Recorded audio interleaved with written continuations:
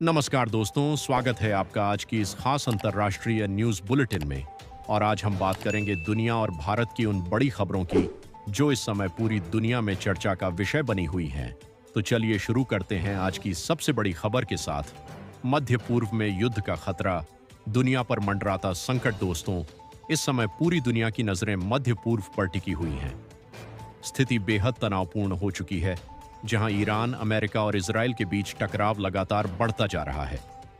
Reports के मुताबिक Iran ने हाल ही में युद्ध विराम के प्रस्ताव को साफ तौर पर ठुकरा दिया है। इसके बाद अमेरिका ने भी सख्त रुख अपनाते हुए जवाबी कार्रवाई की चेतावनी दी है। इजराइल पहले से ही हाई अलर्ट पर है और उसकी सैन्य गतिविधियां तेज हो चुकी हैं। मिसाइल हमलों और एयर स्ट्राइक्स की खबरें लगातार सामने आ रही हैं। इस पूरे घटनाक्रम में सबसे बड़ी चिंता यह है कि यह संघर्ष किसी बड़े वैश्विक युद्ध का रूप भी ले सकता है। विशेषज्ञों का मानना है कि अगर यह युद्ध और बढ़ता है तो इसमें अन्य बड़े देश भी शामिल हो सकते हैं, जिससे स्थिति और अधिक गंभीर हो जाएगी। हॉर्मुज स्ट्रेट संकट, तेल की सप्लाई पर बड़ा असर। अब बात करते हैं इस युद्ध के सबसे बड़े आर्थिक असर की। हॉर्मुज स्ट्रेट, जो दुनिया के सबसे महत्वपूर्ण तेल मार्गों में से एक है, वह इस समय खतरे में है। यह वही रास्ता है जहां से दुनिया का लगभग 20% तेल गुजरता है। अगर यह मार्ग पूरी तरह बंद हो जाता है तो तेल की कीमतें आसमान छू सकती हैं, पेट्रोल और डीजल महंगे हो सकते हैं, वैश्विक स्तर पर महंगाई बढ़ सकती है। कई देशों ने पहले ही अपने तेल भंडार को सुरक्षित करने के लिए कदम उठाने शुरू कर दिए हैं। भारत पर असर, आम आदमी की जेब पर दबाव। अब सवाल उठता है, इसका भारत पर क्या असर होगा? भारत, जो अपनी जरूरत का बड़ा हिस्सा तेल आयात करता है, वह इस संकट से अछूता नहीं रह सकता।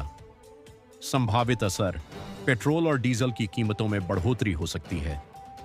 एलपीजी गैस की कीमतों में इजाफा हो जाएगा। ट्रांसपोर्ट और खाने पीने की चीजों में महंगाई हो सकती है।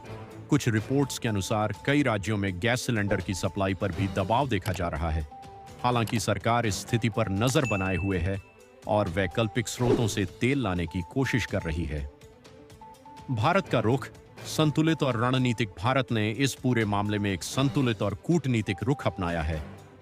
भारत ने न तो किसी एक पक्ष का खुलकर समर्थन किया है और न ही युद्ध को बढ़ावा देने वाला कोई बयान दिया है। भारत लगातार शांति की अपील कर रहा है और अंतर्राष्ट्रीय मंचों पर बातचीत के जरिए समाधान की बात कर रहा है। विशेषज्ञों का मानना है कि भारत का यह रुख लंबे समय में उसके हित में साबित हो सकता है। भारत की राजनीति, एक ऐतिहासिक बदलाव।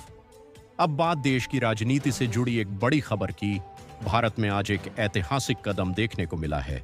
सीनियर वकील मेनका गुरुस्वामी को राज्यसभा सांसद बनाया गया है और खास बात यह है कि वह भारत की पहली ओपनली क्वियर सांसद बनी है।